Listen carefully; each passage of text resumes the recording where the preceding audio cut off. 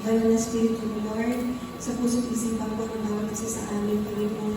Nawa nga po, Lord, talagang tuloy mo sa puso ng bawat isa, Lord, na maging po yung training na yung gusto mong matutunan po namin, Lord, sa lesson po na ito, Lord, bilang mga nagsasanay para maging tagapanguna ng mga kaluluwa, Panginoon. Welcome you, Lord, welcome you, Holy Spirit. Tulungan niyo po kami, Panginoon, na ma-absorb ng mga pusong isipan, Lord, natin kung gusto mong matutunan po namin sa hapon po ito. Nilibakot ang po namin, samahan niyo po kami, kung kami padalangin ng Ama, sa pangalan po ng aming Panginoon Jesus. Amen. Yes. Looking forward na lang din para so, ang topic natin ngayon ay methodology ng self-group o may self-group or ng vision. So, connected na doon tayo ng talaga yung sa atin ng Lord na patuloy niyang inaayos yung sistema natin, yung structure natin dito sa church pagdating sa ating mga care group. So, ito yung methodology na binabanggit natin. Okay, so, yung goal natin for this lesson is hindi ko pala sinulat dito yung goal.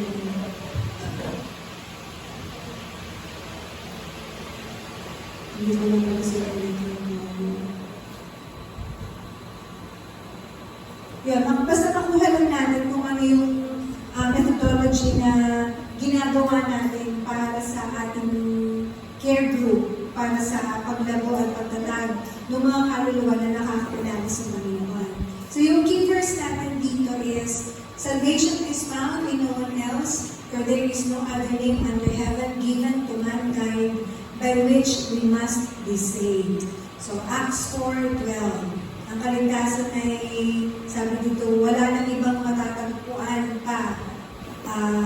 Found in no one else yung kaligtasan, kundi meron lang isang pangalan na binigay ang Diyos under heaven given to mankind para tayo ay maligtas. So ito yung ating key verse. Okay? So yung ano ba yung effective methodology natin? Effective methodology natin.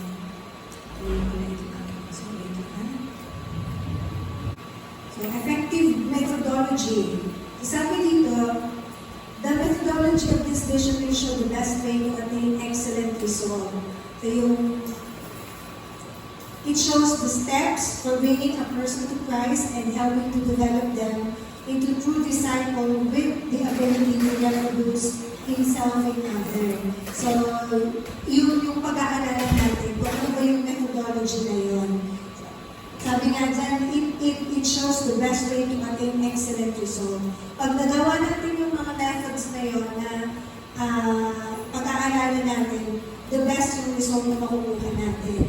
So doon, makikita yung steps for leading a person to Christ and helping to develop them into true disciple with the ability to reproduce himself with others. So, ano ba itong effective methodology nito? It is a simple methodology but effective. So, it requires attention and commitment. Kaya nga yung kaninang present ni Pastor kanina, talagang kailangan natin doon na attention and commitment talaga. Attention sa mga mananampalataya and commitment para akayin sila, dalhin sila doon sa dapat natin pagdalan sa kanila. Sabi nga sa Acts 6:7, so the word of God spread, the number of disciples in Jerusalem increased rapidly, and a large number of priests became obedient to the faith. Kasi nga dito sa Acts, makikita natin yung mga mananampalataya.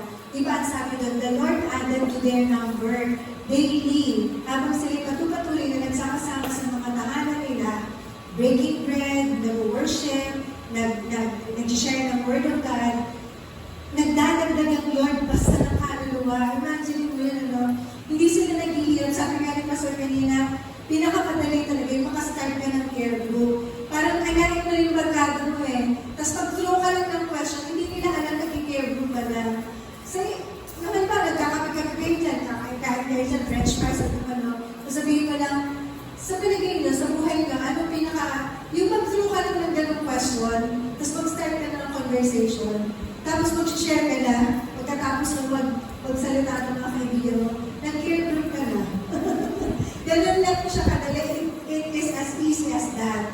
So, kaya nga sabi ang inaano ni Pastor, madali lang talaga actually mag-start ng care group. Parang naano lang talaga natin yung sisara na parang ang hirap ng mga ganun. Pero kung tutusin, madali lang. Kwento-kwento lang.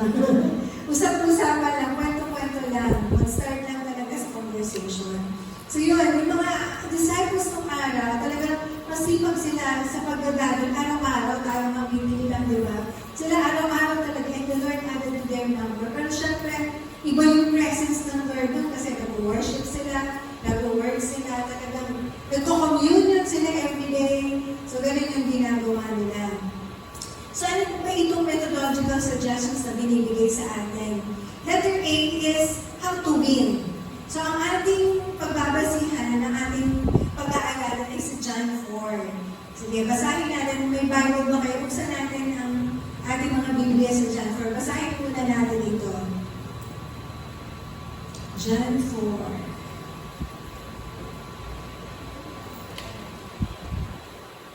Okay, tayo kasi mahaba ang Passion Translation. Yan. Jesus talks with the Samaritan woman. So, basahin natin nang sabay-sabay. Go! Now, Jesus learned that the Pharisees had heard that he was going and baptizing more disciples than John. Although in fact, it was not Jesus who baptized, but his disciples. So, he left Judea and went back once more to Galilee. Now, he had to go through Samaria. So he came to a town in Samaria called Sychar, near the plot of ground Jacob had given to his son Joseph. Jacob's well was there, and Jesus, tired as he was from the journey, sat down by the well. It was about noon. So, nagpahinga si Jesus sa may tabi ng balon. So when the Samaritan woman came to draw water, Jesus said to her, "Will you give me a drink?" His disciples had gone into the town to buy food. Verse 9, the Samaritan woman said to him, "You are a Jew and I am a Samaritan woman. How can you ask for a drink, me for a drink? For Jews do not associate with Samaritans."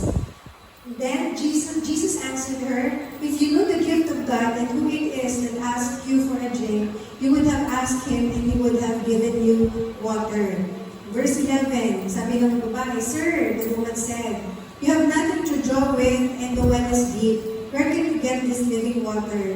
Are you greater than our father Jacob, who gave us the well and drank from it himself, as did also his sons and his livestock?" Jesus answered, "Everyone who drinks this water will be thirsty again, but whoever drinks the water I give him will never thirst. Indeed, the water I give them will become in them a spring of water welling up to eternal life." The woman said to him, "Sir, give me this water so that I won't get thirsty and have to keep coming here to draw water." He told her, Go, call your husband and come back." "I have no husbands," she replied. Jesus said to her, "You are right when you say you have no husband. In fact, you have 5 husbands, and the man you now have is not your husband. What you have just said is quite true." "Sir," the woman said, "I can see that you are a prophet. Our ancestors worshipped in this mountain, but you Jews claim that the place where we must worship is in Jerusalem." Verse 21, "Woman," Jesus replied, "believe me, a time is coming when you will worship the Father, neither on this mountain nor in Jerusalem. You Samaritans worship what we do not know, we worship what we do know, for salvation is from the Jews. Yet the time is coming and is now come when the true worshiper will worship the Father in spirit and in truth. For they are the kind of worshippers the Father seeks."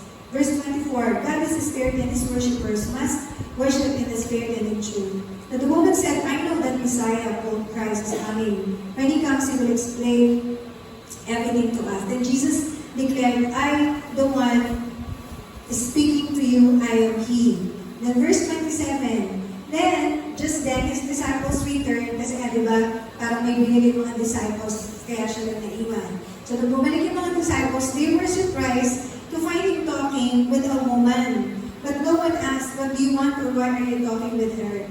Then, verse 28, giving her a water jar, the woman went back to the camp and said to the people, come, see a man who told me everything I ever did. Could this be the Messiah? They came out of the town and made their way toward him. So, ito yung kwento ng Samaritan woman. So, dito natin hahanguin kung paano tayo, yung mga strategy na pwede natin gawin para mag-win tayo ng kaluluwa sa Panginoon.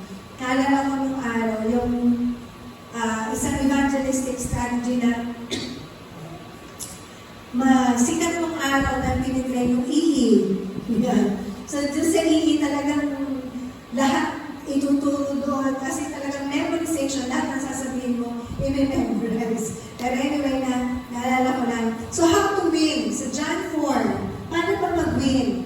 So, number 1 is break the ice. So, John 4:7. Ano sabi doon ni Jesus? John 4:7. When the Samaritan woman came to draw water, he said to her, will you give me a drink? So his disciples said, will you give me a drink? So he broke the ice. Diba? Nakaupo lang siya doon, lumapit yung babae, wala naman silang connection, hindi sila makakilala. Pero anong ginawa niya? Paano niya binake yung ice? Pumili siya ng tubig. Pwede ba bigyan mo ako ng tubig? So, ibig sabihin, nabuksan yung daan para makakonect siya dun sa babae. At tayo mga Pilipino, magaling tayo dyan, di ba? Parang magkatabi ka lang sa bus, o kaya magkasama na kayo sa pila, nagkikwentuhan na kayo. So, ganun tayo, kadaling naalala kong nanay ko, ang sipag sa ganyan. Basta sila na makasalubong niya, makatabi niya, nag-share agad siya ng gospel. Kwento-kwento na siya, buhay-buhay, tapos si-share niya si Jesus Christ. Kasi gano'n. So dito, Jesus broke the ice. Number 2, ang sabi doon is, detect the person's need. Detect the person's need. So dito sa kwento ng Samaritan woman, nakita ni Jesus Christ yung pangangailangan ng babae. Parang sabi niya, kung alam mo lang yung ligado ng Diyos and who it is that asked you for a drink, you would have asked Him and He would have given you living water. So somehow, alam ni Jesus yung pangangailangan ng babae nito. Alam niyo yung pangangailangan. In fact na, di ba, parang sinabi niya pa kung sino yung babae, pinagulit yung babae, propeta ka ba? Kasi sinabi niya, yung tungkol sa kanya, paano niya nalaman na lima na yung maging kasama ko sa buhay? Na yung kasama ko ngayon, hindi ko pala asawa. So parang niya, propeta ka ba? Sabi niya na Jesus Christ sa ganun. So, detect the person's need. Importante yun na alam natin na nasisense natin yung pangailangan ng mga kasama natin. Sa pagkato natin, di ba, somehow, alam mo naman yung ugali ng mga, alam mo naman kung katrabaho or kapitbahay or kaibigan, alam mo naman mga issues, di ba, ng ating mga contacts. So, somehow, alam na natin kung ano yung kailangan nila. So, number 3, create an atmosphere of expectation. So, paano ko na-aim yun ni Jesus Christ? Paano ko na-aim ni Lord yung expectation ng babae? Doon sa binasa natin. Sabi niya, meron akong tubig, di ba? Na hindi ka na mahuhuhaw. Yun ang sabi ni Jesus Christ. Meron bang gano'n, di ba? So, nag-create siya ng ano ngayon, nag-interest, ng expectation dun sa conversation nila. So, John 4:10-15. And then, number 4, we speak about Christ. So, kapag andun na yung interest niya, alam mo, merong solusyon dyan sa problema mo. Halimbawa, kung may problema sa magulang, may problema sa asawa, may problema sa pera, kung ano man yung pangangailangan, or problema ng ating mga kinakausap. So yun na yun point of contact na yun para maipasok natin yung mabuting balita patungkol kay Kristo. Basta ang lagi lang natin isa sa isip, nakasentro tayo sa Panginoon. Doon natin sila palagi ililid sa ating Panginoon, kay Jesus Christ, and then sa mga salita niya. Kasi sila naman, alam lang nila tungkol kay Jesus, di ba, Christmas, tsaka Holy Week, yun lang. Pero wala naman talaga silang personal na pagkakilala talaga sa Panginoon.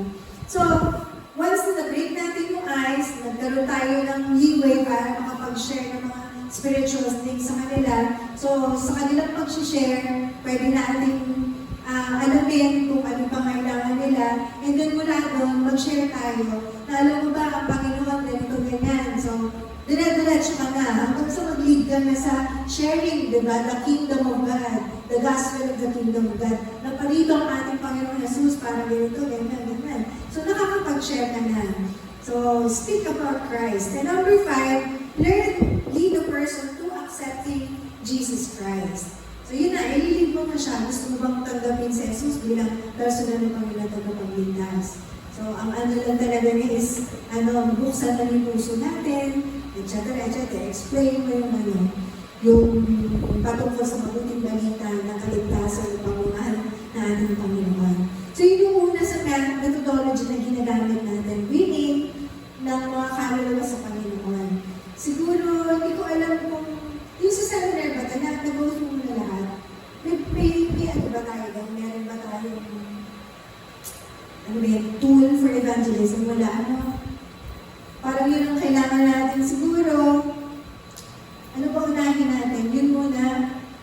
Kasi kung kukunin na, yung apat kasing seminar natin, papasok natin yung 4 W's. Kasi pang-flip natin ngayon, so may lima tayo. So next week siguro, kuhanin natin yun for mag-aral tayo ng evangelistic tool. Okay? So, although dati nakapag-aral na tayo ng John 3:16, di ba? Naituro na ba sa leader ngayon sa inyo? Paano mag-aral ng John 3:16? So, pwede natin i-review yung John 3:16. Yan. So, yan. How to win. Pangalawa, na methodological suggestion is how to retain the fruit. Ito yung pinag-uusapan natin kanina sa leaders meeting. Retaining the fruit. Kasi, maaaring mapatanggap mo ang isang kaluluwa sa Panginoon, pero yung mapanatili siya, at talagang makita mo siya na lumalago sa pananampalataya, yun ang mahirap. Di ba marami na tayong karanasan dyan marami na tayong nadala dito sa church. Yung iba tumanggap na sa Panginoon, pero wala sila ngayon, di ba? Wala sila ngayon. So, ibig sabihin, nag-film tayo para mapanatili yung bunga dito sa ating pamilya. So, ito yung letter B, how to retain the fruit, and that is through consolidation. So, sa consolidation, ito yung gagawin natin. Ang process kasi usually is, pagka nakakilala sa Panginoon, o kaya nakarating dito sa church, i-follow up natin sila. Okay? Diba, nakapag-share ka na ng gospel sa classmate mo, na-share mo na siya. So, i-follow up mo na yun. I-invite mo sa care group, o kaya i-invite mo sa church. Tapos, pag nakapunta na dito sa church, i-follow up natin, tatawagan. Tapos, i-verify yung salvation. So, what are the ways to do an effective work of consolidation? So, number 1 is call the members regularly, especially the new ones. So, pag may bagong tanggap sa Panginoon, palagi kumustahin. Kumusta ka? Kumusta ba yung pag-attend mo? Kumusta ba yung relationship mo sa Lord? Kasi di ba sa gospel presentation natin, usually, ini-end natin yun dun sa 5 bagay na kailangan gawin. Ano yung 5 bagay na kailangan gawin ng mga mananampalataya na nakakilala sa Lord? Sino nakaalala nun? Yung dapat mong ginagawa bilang isang Kristyano. Number 1. Ha? So, nasa daliri natin, tandaan nyo. Basta nagpatanggap kayo sa Panginoon, pag tinatanggap ko, ganyan, amen. So, bilang isang explain mo, bilang isang mananampalataya, may mga bagay tayo kailangan gawin para lumago tayo sa relasyon natin sa Panginoon. Una, manalangin. Siyempre, kailangan na makipag-usap tayo sa ating Panginoon. Diba? Pangalawa, magbabasa tayo ng salita ng Diyos. Kasi, siyempre, paano natin malalaman ang kalooban ng Diyos sa atin? Paano natin siya mas makikilala kung hindi natin babasahin kung anong sinasabi niya sa salita niya? Pangatlo, worship. So, bilang mananampalataya, bilang nakakilala sa Panginoon, importante na meron tayong buhay na sumasamba sa Panginoon. So, baka gusto mo attend ng worship celebration, sabay gano'n. Sabay invitation na, di ba? O kaya sa prayer group. So, worship celebration, personal worship, corporate worship, so yun yung pangatlo. Pang-apat. Ano yung pang-apat? Nalimutan. yung care group. So, mag-attend ng care group. Be in a care group. Kasi yung community, yun yung tutulong sa atin para tumagal tayo, lumago tayo sa pananampalataya natin. At ang panglima, witnessing. Ibig sabihin, kung paano mo tinanggap si Jesus ngayon, kung paano mo siya naranasan ngayon, yung pagmamahal niya, i-share mo din yun sa iba. So, sa ganung paraan, lalago tayo sa ating pananampalataya. So, yun yung 5 bagay na dapat natin gawin para lumago tayo sa ating pananampalataya. So, pag nag-share ng gospel, ito yung 5 na i-explain mo. So, automatic yun. Okay? So, sa pag-consolidate natin, so yun, tatawagan palagi o kumustahin. Pangalawa is, visit the person at home or sa workplace niya, kung pwede naman siya bisitahin sa workplace niya. Bisitahin siya sa bahay. Meron tayong tinatawag na verification of salvation. Na kung saan, pag binisita mo siya sa bahay, uulitin mo yung gospel presentation mo. Naalala mo yung kwento ko sa iyo patungkol sa pagmamahal ng Diyos natin. Diba, mahal na tayo, relate na sa Jesus Christ. Diba, tapos kung tatanggapin natin siya. Basta explain mo ulit yung gospel presentation mo. So, tapos, pag tinanong kita ngayon, yun yung verification of salvation. Pag tinanong kita ngayon, kapag namatay ka ngayon, huwag naman sana, saan ka pupunta? Parang gano'n. Parang i-assured lang, para masigurado lang tayo na malinaw sa kanya yung kanyang pagtanggap kay Jesus. Na syempre, sumaming mo na ako, tinagod ko na siya bilang pagligtas. So yun yung ginagawa natin sa follow-up natin bago yung consolidation lesson talaga. Tapos, number 3, take care of the disciples' needs and pray for them. So kung may mga pangailangan or kaya ay may problema, may panalangin, kung ano pa na prayer request, may prayer request ka ba? Gusto ko bang ipag-pray? So yun, mag-pray mo siya. And then number 4, encourage the person to attend the cell meeting and the celebration. And number 5, encourage the person to attend our equipping process for spiritual growth. So yung equipping process, so dito, actually, itong in-explain ko na to is your leeway, yung way mo through our consolidation process. Kanina iniisip ko yun habang nag-discuss si Pastor Ren. So ito yung gagawin mo bago tayo makarating doon. So, sa iyong pag-follow up sa kanya, i-encourage mo siya to attend the equipping process for spiritual growth. At yun ay magsisimula doon sa ating consolidation. So, pwede na natin explain na sa church kasi meron tayong tinatawag ko consolidation group. So, for 10 weeks, tuturuan tayo doon para patuloy pa tayo lalago sa ating spiritual life. So, willing ka ba na mag-commit for 10 weeks? Yan, merong mag-lead sa iyo. Kung mag-grupo naman kayo, explain mo sa kanya. So, yun, pasok na tayo sa consolidation lesson. Okay? So, yun. Letter B, how to maintain the fruit. And letter C, how to edify. So, winning, consolidation, and edification. Yung 3 method na ginagamit natin para talagang ma-achieve natin yung goal natin, yung vision natin. So, dito sa edification, sabi dito, edification consists of nourishing the members of the cell groups, especially the new ones. Yung talagang, di ba pag sinabi mo nourishing, talagang binibigay mo yung mga masusustansyang pagkain para lumago siya. Yung mga basics ng ating pananampalataya, salita ng Diyos para lumago siya. So by teaching of the Word that spiritually strengthens and helps them to know the Father, the Son, and the Holy Spirit in a better way. So ito yung process naman ng edification. So continuous naman yun, di ba? Continuous yung process ng edification natin sa care group. Yung equipping track natin is also a process of edification. So ito yung 3 methods. Yan. So number 2 is increase your study of the consolidation process. Yan. Increase your study of the consolidation process kung paano ito ginagawa. Iniisip ko nga minsan pag Friday night tayo, pagka may mga extra study tayo, pwedeng gawin online. Pwede yun, di ba, no? So, pag may mga extra lessons tayo, pwedeng i-feed para mas matuto tayo. Kaya nga, binago na namin yung seminar kasi nga may concern si Ate Eli with, dun sa pag-lead ng care group. So, isisingit na natin sa seminar yung 4Ws. So, instead na seminar, mag-lesson na tayo dun sa 4Ws. Yung paano mag-lead ng welcome, ng worship, ng word, and ng works. Yun. Okay? So, ano yung assignment natin? Assignment. Sabi ko nga, bakit ganito ang assignment? Hindi pa nga sila nag-start eh, parang gano'n. Parang describe the growth of the person you have won. So siguro kung mag-share kayo within this week, describe na lang din yung experience nyo dun sa pag-uwi ng kaluluwa,